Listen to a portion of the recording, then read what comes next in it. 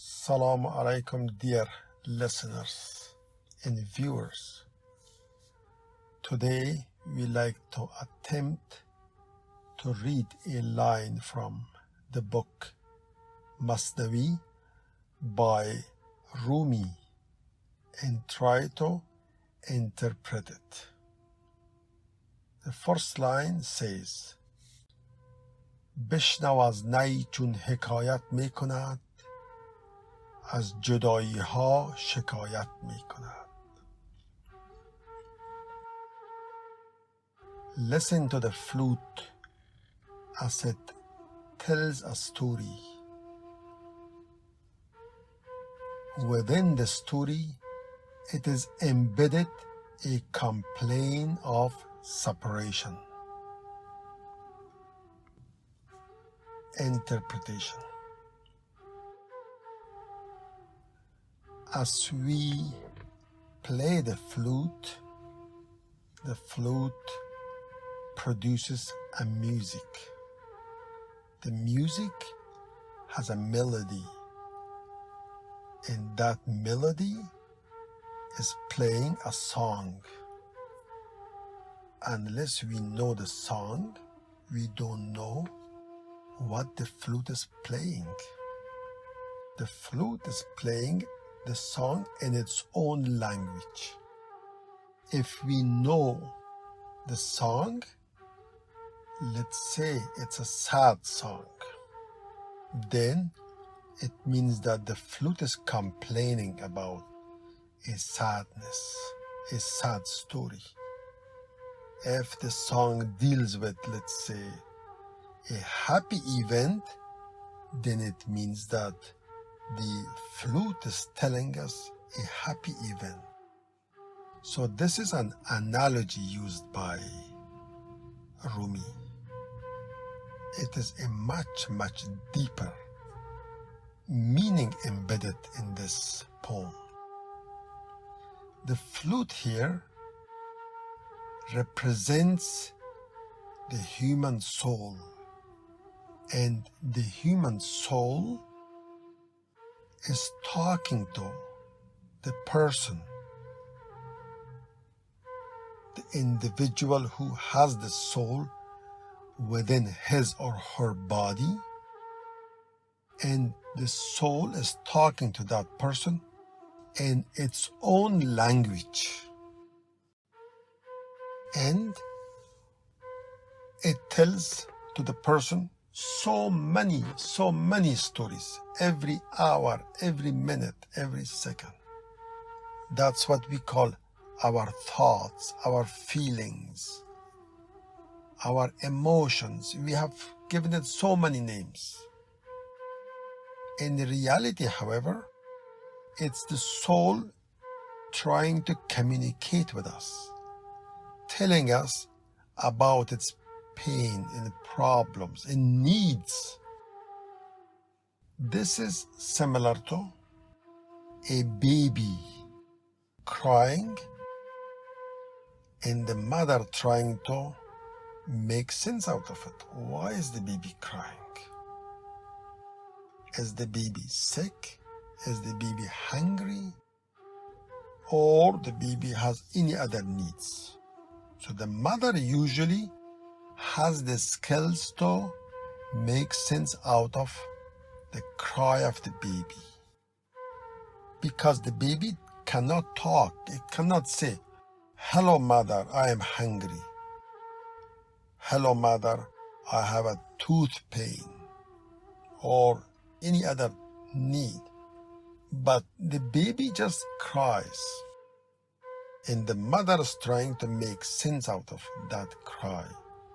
Usually mothers develop that skill to know what the baby needs.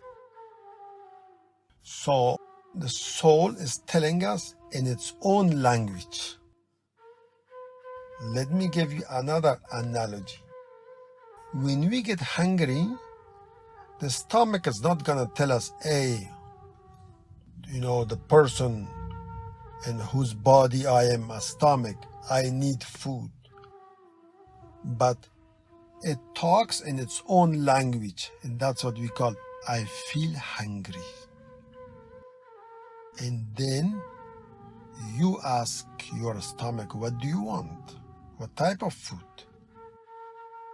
And then the stomach tells you in its own language that this is the type of food I want today, and you provide that food. So what is the restlessness, the complaint, the pain of the soul? What is it?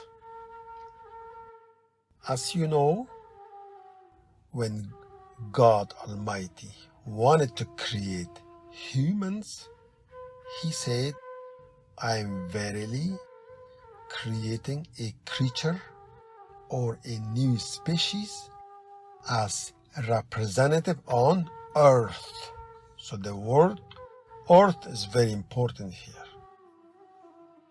And He prepared the earth for us as a place to live, as a perfect place to live in the entire universe. And He equipped us with abilities, with intellect, with physical body to be able to live on earth, with the breathing system, for example, to be able to breathe nitrogen, oxygen, the atmosphere that existed on earth. However, God Almighty, with His infinite wisdom, took us to paradise.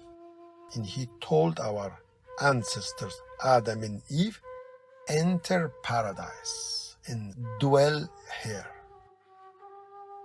And you know that there is an infinite difference between earth and paradise. Paradise is a perfect place. Earth is an imperfect place. One example I want to give you. Paradise is where a person never ages, never gets older. On earth, however, we get older. We have a limited number of years of life.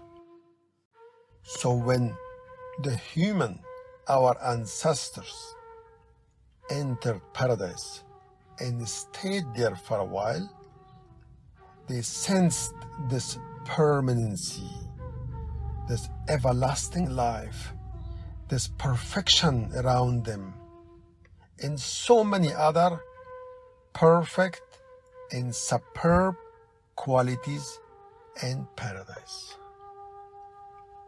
And then God Almighty, according to His plan, He brought Adam and Eve, our ancestors, back to earth. So this is a separation, that first we got attached to that environment, to that place, and especially to the presence of God in paradise, that we feel that we are with Him, we have the full support, and there was no separation. When He brought us on earth, we have forgotten that we were over there and now we are here. The soul, however, subconsciously remembers it. The soul has recorded it, that it was over there, that it was in the presence of God. And now here, the soul remembers that. It senses that this imperfection, it senses all these deficiencies, and it complains to the person. It complains that I'm not happy here. I want to be reconnected with my origin, with where I came from. The soul says, I want to dwell in that perfect place where it was a perfectly spiritual environment, where the soul had no opponent. So now, every time soul sends us a signal, a message that, my friend, you have a beautiful house, you have a beautiful car, you have a beautiful life. However, I have come from a place million times better than what you have here. I want to be back there. I want to be reconnected there. I want to be nourished. And at these times, the person feels pressured, person feels stressed, person feels anxious. And we call it, I'm sad, I'm bored. And then we resort to solutions such as, buying better things, going with friends, and some of us resort to even extreme solutions such as alcohol and drugs and violence and so on. So this 2 lines of the first page of Masnavi tells us the story of our lives in detail and depth. I cannot explain it in 10-15 minutes.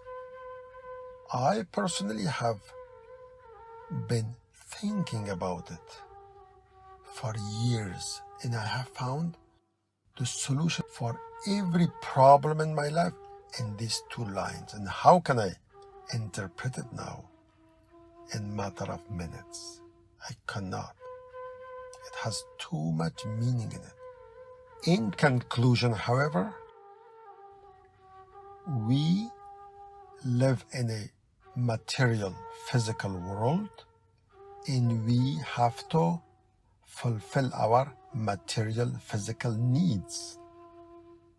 We do have a soul within our body, and we have to fulfill the needs of our soul as well.